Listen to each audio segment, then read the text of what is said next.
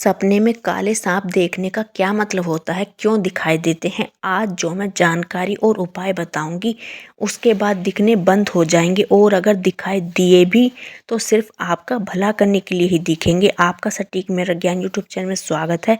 सबसे पहले मुझे यह बताओ, सांपों का मालिक कौन है? सबसे बड़े मालिक हैं सांपों के महादेव, जो उनके गले की शोभा बढ़ाते हैं। उसके बाद है कुंडली में राहु। आपने सांप सीढ़ी का खेल भी देखा होगा। कुछ देवियाँ भी हैं जिनके सांप वाहन हैं। आपके पितर देवता भी हैं जो आपको सांप के रूप में दर्शन देते हैं।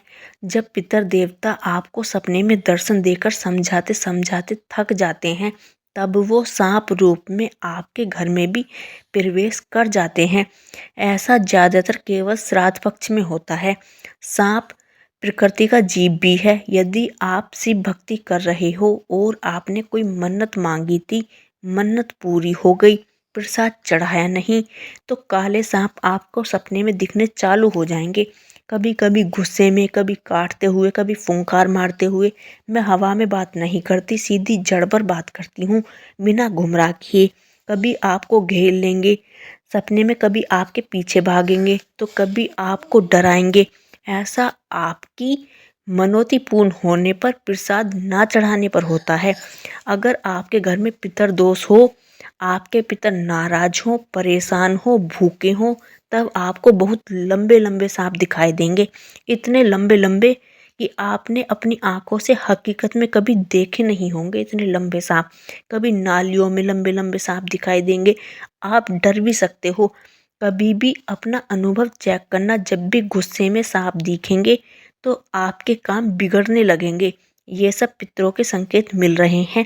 पितर यह चाहते हैं कि हमें पूजो, हमारे नाम से पूजन करो, हमें भोग दो, जल दो, हमारे लिए कुछ तो करो। बताने के लिए मैं आपको गूगल से कॉपी करके आपको यह भी बता देती कि सांप गुस्से में दिखे तो यह होता है, काटे तो यह होता है, लेकिन ऐसा करने से आपको पूर्ण रूप से लाभ नहीं मिलेगा। जब भी सपने में सांप दिखाई दें तो शिव पूजन जरूर करें। अपने पितरों के बारे में पता लगाओ, कौन है वो, आपसे कुछ चाहते तो नहीं हैं। अगर नाराज हो गए हैं तो आपके किस काम में अड़चन आ जाएगी वो ही जाने।